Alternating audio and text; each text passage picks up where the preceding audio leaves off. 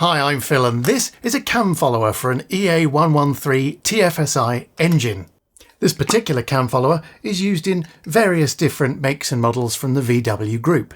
The purpose of this little cam follower, or depending on the literature you read, sleeve, bucket tappet, or my personal favourite, piston, is to provide a hard, flat, lubricated surface between a three-lobed cam on the inlet camshaft and the spring-actuated plunger on the high-pressure fuel pump. The high-pressure fuel pump takes electronically pumped fuel at around 6 bars and uses mechanical force to pressurise this to 40 bar at idle and up to 150 bar during acceleration. Now, without this little piston, or if this little piston fails, what you'll get is the spring-actuated part of the high-pressure fuel pump rubbing directly against the lobes on the cam on the inlet camshaft, and that's going to cause both of them to wear each other out. Now, there's obviously a few problems with that, the biggest of which is that the spring-loaded plunger is going to have less travel into the high-pressure fuel pump, and that's going to decrease the amount of high-pressure fuel there is, which is going to lead to problems with fuel supply in your engine. Now, this cam follower, a new O-ring and 3 new screws for the high-pressure fuel pump came in at around £70, and that sounds quite expensive, and I don't necessarily disagree with you, but consider that without this, or if this has failed, that the camshaft is going to have a bit of a dent on its 3-lobed cam, and the high-pressure fuel pump may also need to be replaced. A new camshaft is going to cost you over £800, and a new high-pressure fuel pump is going to cost you over £400. Getting both of those replaced at your local independent garage is going to lead to a repair bill of around £2,000. So suddenly, £70 sounds more acceptable. I bought this kit from Awesome GTI, and they recommend inspecting your cam follower every 20 to 30,000 miles, or if you've got a heavily modified car, every 5 to 10,000 miles. So it may come as a bit of a surprise to know that this isn't part of any Audi service schedule, and in fact, Audi Europe don't ever recommend inspecting this at all. The only reference I found to this was in a technical service bulletin from Audi of America, who show you what happens when things go wrong. So let's get to the real reason you're here. Let's watch me change this thing that's supposed to be inspected every 30,000 miles for the first time in my car, which has covered 175,000 miles. Wish me luck. The car's looking a bit grubby at the moment because there's a hosepipe ban. I would recommend against wearing beige shorts whilst performing this job, something I would unfortunately only realise once I was finished. Open the bonnet and then close the driver's door. Don't open it again until you're finished, as it'll activate various things which you don't want to activate when you're removing the pump. If you want to be extra safe, you can find and remove the appropriate fuse.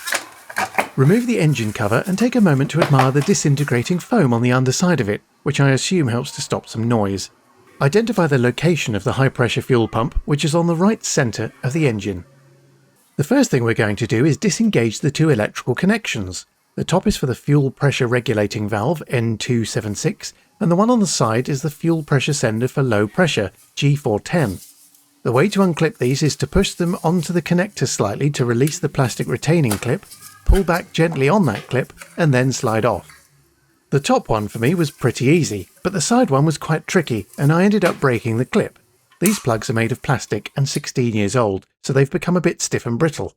It's tight enough to stay on by itself for now, but I'll probably want to replace that plug at some point. Next, we need to release the pressure from the pump, which we do by removing the cap from the Schrader valve and then using a small, short, flat-headed screwdriver to gently press against the nipple. Make sure you put a good wadge of cloth here to capture the fuel. We need to remove 3 bolts shortly, but the valve is in the way of one of them, so we'll need to remove it, which we can do with a 13mm spanner. Keep your cloth here, as more fuel is going to fall out once the valve is removed. Everything we're undoing is anti-clockwise or lefty-loosey. And who knows what the camera decided to focus on here? Thanks, Panasonic. Underneath the pump there are 2 pipes, a hardline pipe to the injectors on the right with a nut, and a supply hose pipe from the tank on the left. We can leave the hose attached, but we need to remove the nut on the hard pipe, which we can do with a 17mm spanner. I again left my cloth here in case there was more fuel, but for me, there wasn't. Now we can use a Torx 30-bit to remove the 3 bolts. I'm using a ratchet with an extension bar for this, but they're not super tight, so you might get away with a screwdriver. I'm also using a driver to remove the bolts all the way, because I'm lazy. That said, the amount of bite into the engine isn't very far, so this was probably unnecessary. Now that we've removed everything we need to, we can remove the pump by rocking it up and down gently to ease it out of its hole. You'll probably find it easier to rotate this plastic hose out of the way, which is easy enough because it has some finger squeeze clips to remove it. Once the pump is out, we can retrieve the old cam follower. Are you ready? Drum roll, please. Well, that doesn't look that bad, does it? With that out, be sure to look into the hole to check out the cam lobes and also check the end of the spring actuator on the pump for wear. I didn't get shots of these, sorry, but they were completely fine. Swap over the old O-ring with the new one. You'll need a pick of some kind to help with this because my old one had welded itself to the pump. Use some oil from the hole to lube up the new O-ring, which will help to both slide it on and put the pump back in a moment. Then take your new little piston and use more oil from the hole to lube up both the outside and inside surfaces, so it's all ready for its first smooth motion. And then, using your finger, stick it in the hole. Now it's basically a case of doing everything we just did, but in reverse. Gently ease the pump back into place, position the 3 new bolts, and then tighten them by hand, going alternately around the bolts until fully seated. Remember that because the pump is spring-loaded, you'll likely loosen bolts that you just did up as you go around, so only tighten them as far as they go in, so much that the pump eventually becomes fully seated. The correct torque spec for these bulbs is 10 Newton meters, which is barely any force at all, probably just a gentle nip. But if you're not entirely confident, or just happen to have a torque wrench lying around, I strongly recommend using it. Once that's done, we can reconnect the fuel supply nut.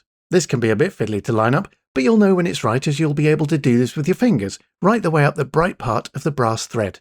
The torque spec for this nut is 27 Newton meters, and I did not have a torque spanner to hand, so this one I just gave a firm nip. Next is the Schrader valve, which again we can twist in clockwise with our fingers. There's no torque spec for this one, but it's brass into an aluminium part, so do it by hand until it stops, then give it a gentle nip with a spanner, and that'll likely be enough. If you notice it weeping once the engine is running, then just turn the engine off and give it another little nip. With that done, we can put the cover back onto the valve, reconnect the plastic hose, and then reconnect the electrical connections. And that's basically it. Now, weirdly, I have quite dry skin, but in plastic gloves they seem to give off a lot of steam. That's your fun fact for this episode. Give everything a double check, and then start the engine. Have a look to make sure nothing is weeping, and when you're happy with how it looks and how it sounds, turn it off and have another cursory look.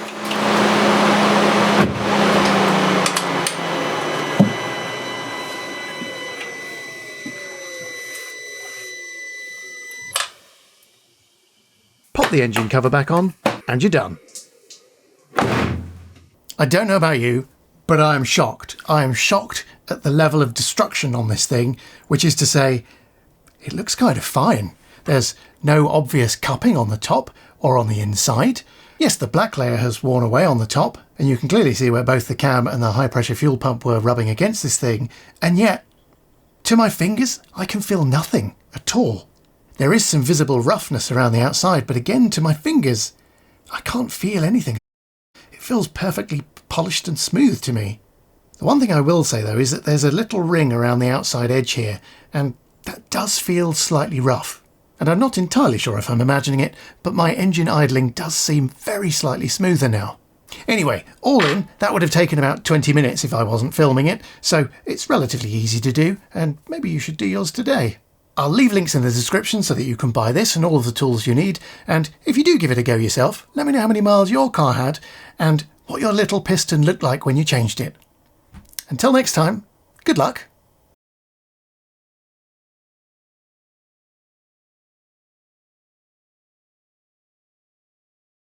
As thimbles go, this is quite large. Still doesn't fit on my thumb though.